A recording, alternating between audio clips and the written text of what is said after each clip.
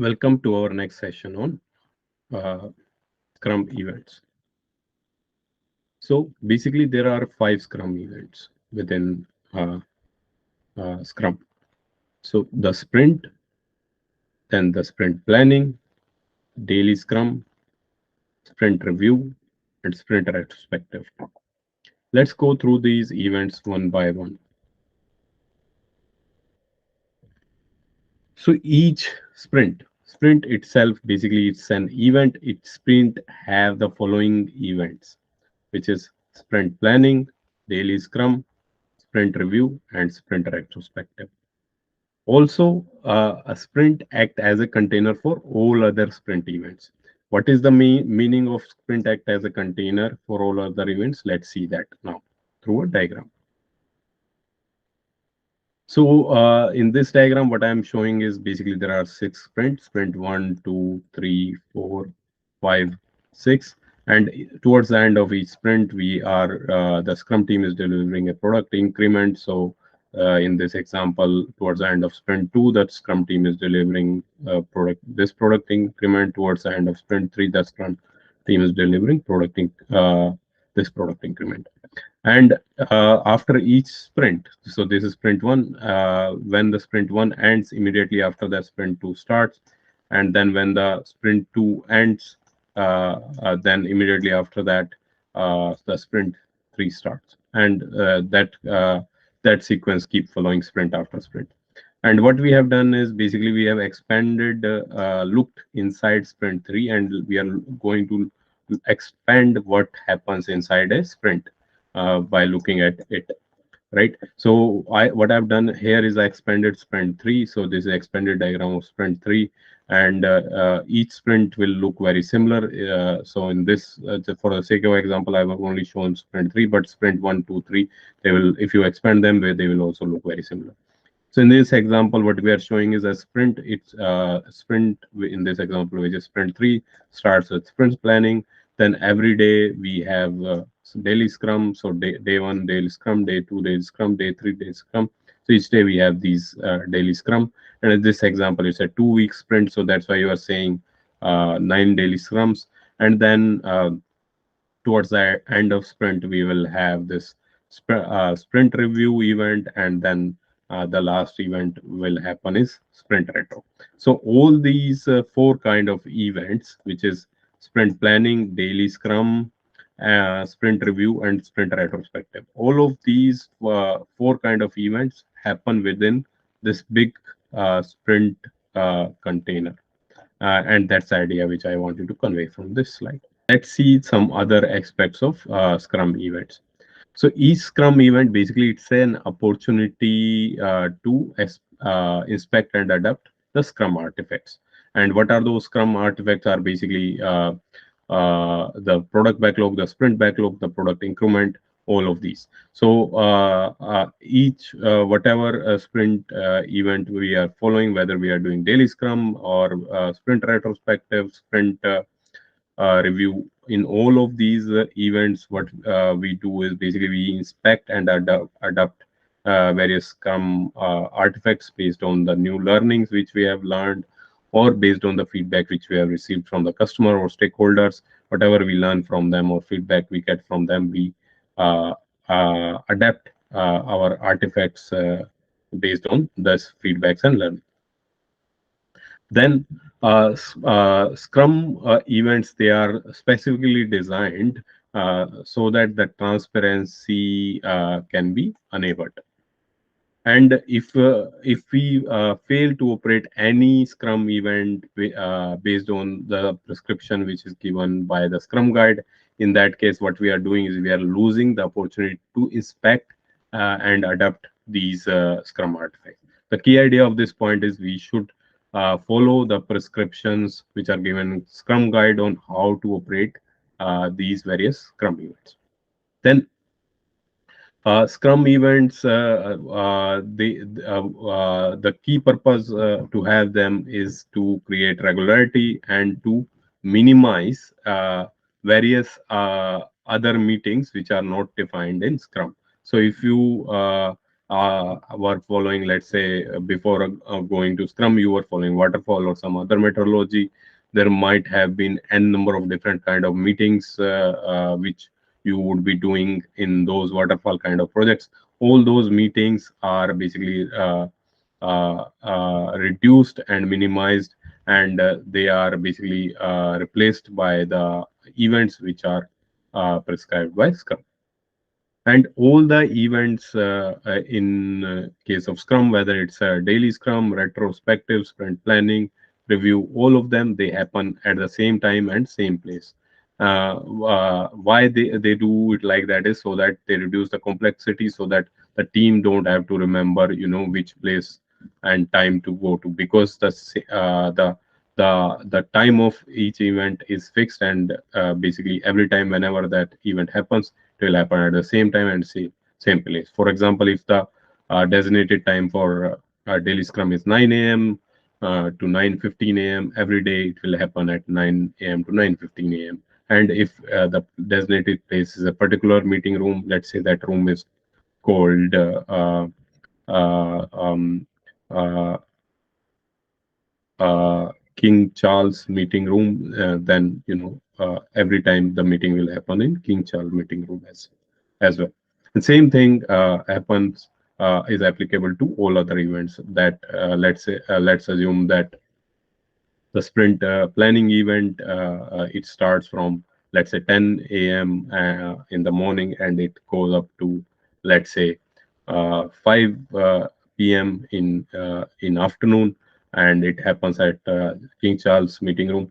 That means that every time sprint planning is done, it will start at 10 a.m. and at 5 p.m., and it will happen King Charles meeting room.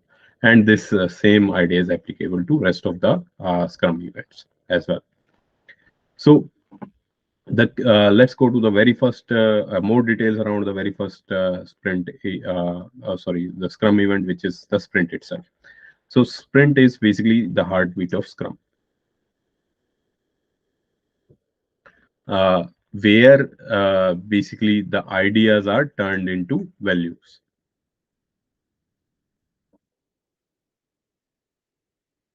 All the sprint within an assignment should be of same length. So let's say if the Scrum team decides that the sprint length for the product which we are building is going to be 2 months, oh sorry, 2 weeks. In that case, every sprint will be of 2 week only.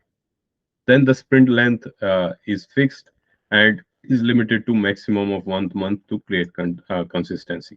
So in Scrum, always the sprint length, basically once you decide that the initially the once the Scrum team decide that it's going to be 2 week, that means every sprint is going to be 2 week, and the maximum permissible sprint length is 1 month. But you can have a sprint of 1 week, 2 week, 3 week, based on the complexity of product you are building.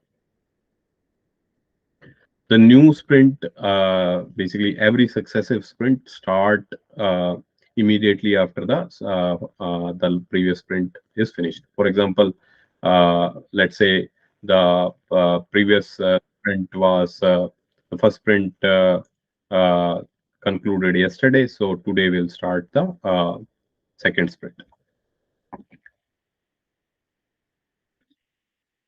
Then all the necessary work which has to be done, which has to be achieved for a product. For example, whether it is product goal, sprint planning, daily Scrum, sprint review, sprint retrospective, all of the work, whatever is required to build a product, that happens during sprint only.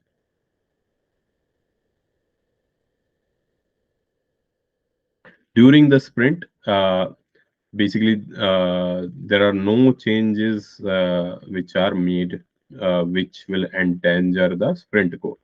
So what it means is the Scrum Master and the Scrum team make sure that the sprint goal is protected all the time, and no change is done to the sprint backlog which can endanger the sprint goal itself.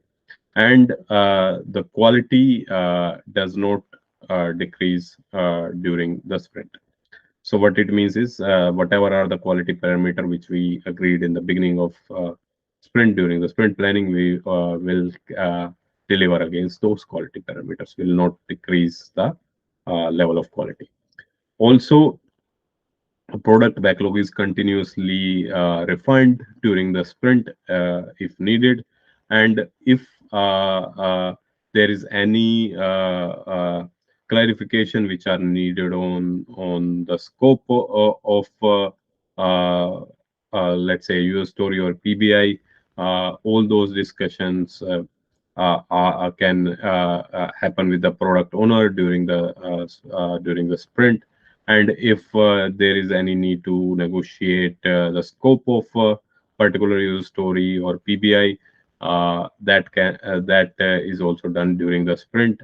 But this renegotiation should happen with the product owner. And usually these kind of renegotiation happen because we come to know more about each user story or PBI while working on it during the sprint itself. So there are some other aspects which should be considered in all sprints. Let's see what are they.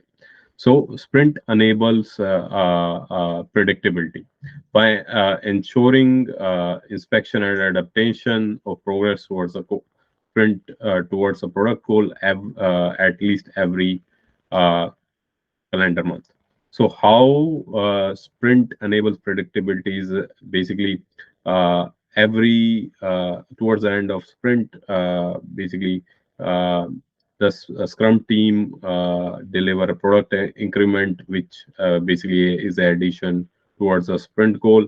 And uh, uh,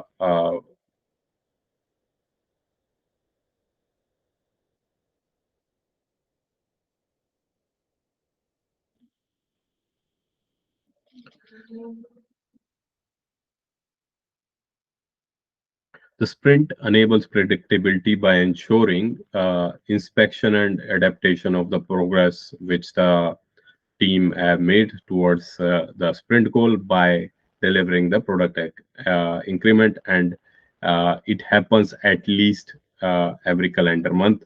Obviously it can happen more frequently based on the sprint length. Let's say if the sprint length is 2 weeks or 1 week, that means we will be delivering more frequent product increment to the customer. So, whether to have a short sprint or long sprint. So, let's see what are the criteria to decide that. If you are following long sprint, it can result in invalid sprint goals or miss sprint goal. It can result in increased complexity in the ways we are working, and it can increase the risk which the Scrum team and the product owner is taking. Whereas if you are doing smaller sprints, it results in more learning cycle in the same duration of time, and it limits the amount of risk which the product owner and the team is taking because the time frame is smaller. So let's try to understand these things one by one. So let's say a longer sprint is of 1 month and a shorter sprint is of 1 week. And if you are following a shorter sprint, which is 1 week sprint, that means within 1 month you will have 4 learning cycles, right? Because each sprint is a learning cycle, and you would have delivered small product increment every week. That means the customer, these small increments which are being delivered to customer will use those increments and give you feedback, and you will learn from there. And you will adapt your product based on those learnings, right? And what it means is, if something goes wrong, what you are losing is only 1 week of effort or time which was invested in that particular sprint, right? Because by the end of 1 week you are anyway going to deliver the product increment to customer, and that way you will know how the customer is feeling about the product and whether he thinks this is useful or not. And whatever you learn from the customer, you can apply that in the next sprint, right? So that means the risk is limited to 1 week. But if you apply the same concept to a longer sprint, which is of 4 week duration or a month duration, that means you will only be delivering to a customer after a week. That means, sorry, after a month, and that means you will only get the feedback from the customer after a month. That means you have increased the risk because the amount of effort, money which is invested in the sprint is of 4 week equivalent. Sprint should be seen as a short project with a specific goal and time frame. Forecasting progress practices. So there are various practices which are used for forecasting the